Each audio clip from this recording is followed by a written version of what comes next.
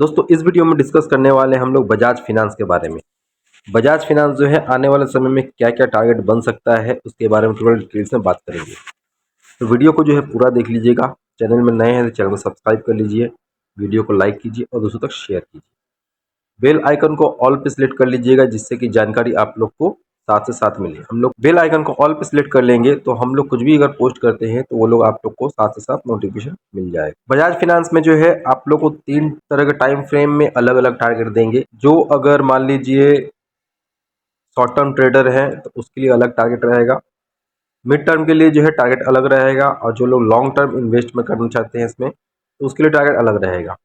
तो ये वीडियो जो है तीनों लोगों के लिए बनने वाला है, तो वीडियो को जो है ध्यान से देख लीजिएगा। देखिए अभी जो है चल रहा है 1095 के आसपास में चल रहा है। तो पहले तो हम लोग डिस्कस कर लेंगे जो लोग शॉर्ट टर्म ट्रेडर है, 10 दिन 15 दिन या 1 महीना मान सकते हैं। अभी चल रहा है फिलहाल 1095 के आसपास में चल रहा है। स्टॉक जो देख सकते हैं आप लोग को पहले भी सजेस्ट किया था, करीब 900 के अराउंड में आप लोग ऑलरेडी सजेस्ट किया था, और स्टॉक जो है करीब 1075 के आसपास में जो करीब गया था। तो वहां से देख सकते हैं कि नीचे जो है अभी आया है, ठीक है।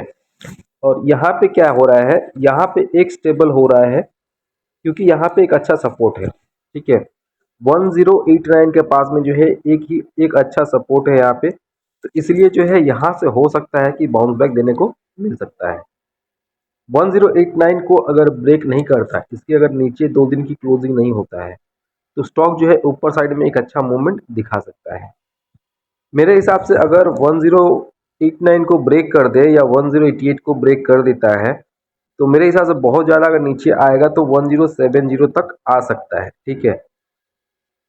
लेकिन 1070 के पास में जो है एक अच्छा खासा सपोर्ट ले सकता है और वहां से जो है बाउंस हो सकता है। तो अभी हम लोग को अगर एंट्री करना है तो किस लेवल से करना है, पहले देखिए अभी जो चल रहा है करीब 1095 चल रहा है। अगर 1013, ये एक नोट कर लीजिएगा, 1013 के ऊपर में अगर क्लोजिंग हो जाता है तो एंट्री किया जा सकता है। फिलहाल अभी एंट्री नहीं करना है, क्लोज करने दीजिए, 1113 के ऊपर में क्लोज करने दीजिए, उसके बाद ही एंट्री करेंगे। सपोर्ट जो ले लेगा, मान लीजिए 1089 का सपोर्ट लिया, और स्टॉप लॉस मेंटेन कर सकते हैं आप लोग 1075 के आसपास में जो है closing basis stop loss maintain कर सकते हैं। 1013 के ऊपर में अगर स्टेबल हो जाता है तो एक क्लोजिंग हो जाता है तो इसमें जो है पहला टारगेट दिखा सकता है करीब 1144, ठीक है। 1144 का जो है पहला टारगेट दिखा सकता है। एक रेजिस्टेंस ले सकता है 1135 के आसपास, ठीक है। लेकिन अगर यहाँ पे 1113 के ऊपर में अगर एंट्री मिल जाता है तो आपको जो टारगेट दिखाएगा 1144 के आसपास में जो है इसका एक पहला टारगेट दिखा सकता है।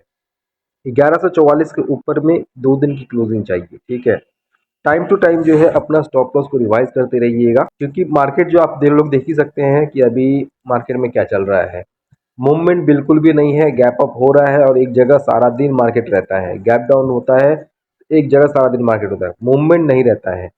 अभी ये मार्केट जो एक्चुअली देखा जाए तो निफ्टी वालों के लिए अभी मार्केट है नहीं, ठीक है। मार्केट हमेशा जो है आपको प्रॉफिट देगा, लेकिन स्टॉक में आप लोग कन्वर्ट कर लीजिए, ठीक है।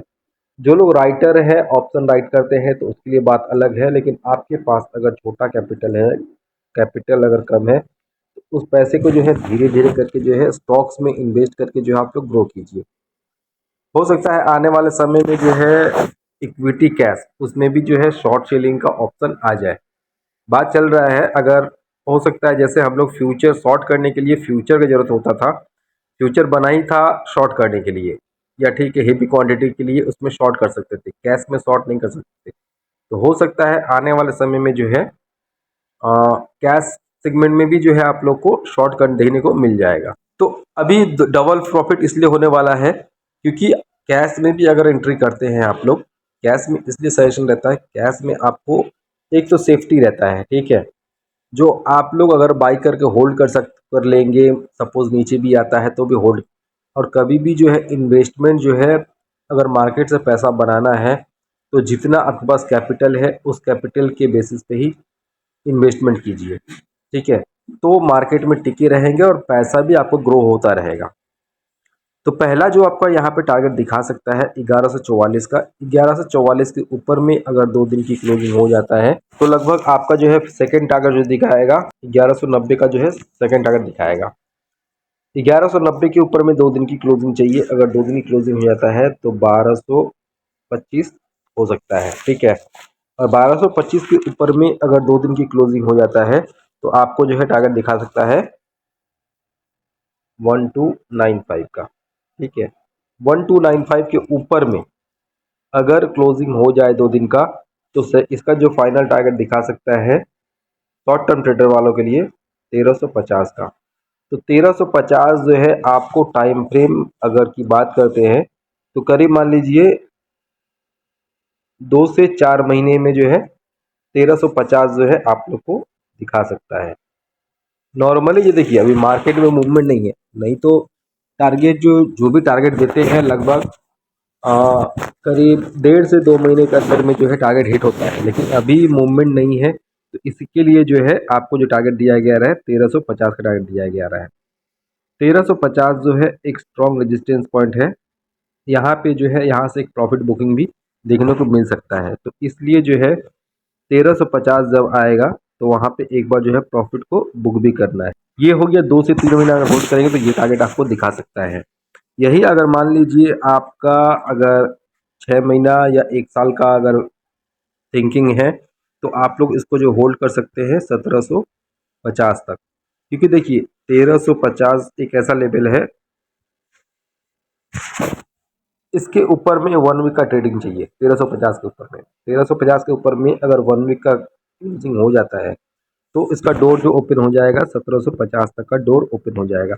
हो सकता है साल भर टाइम लगे, ठीक है।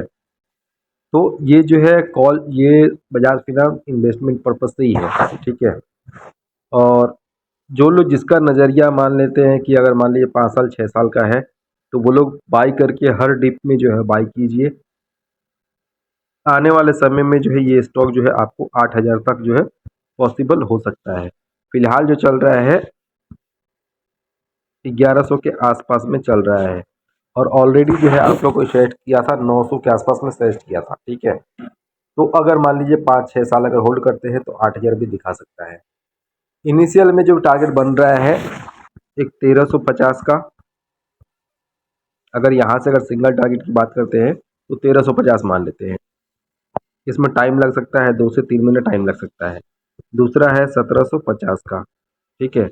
1750 के लिए 6 महीना तक टाइम लग सकता है और 7-8 साल अगर वेट करते हैं 5-6 साल लॉन्ग टर्म बजट मान लीजिए तो ये स्टॉक जो है आपको 8000 दिखाएगा। 1350 और 8000 के बीच में कुछ कुछ लेवल्स और भी बनते हैं जो वो लेवल भी आप लोग को बता दे रहे हैं।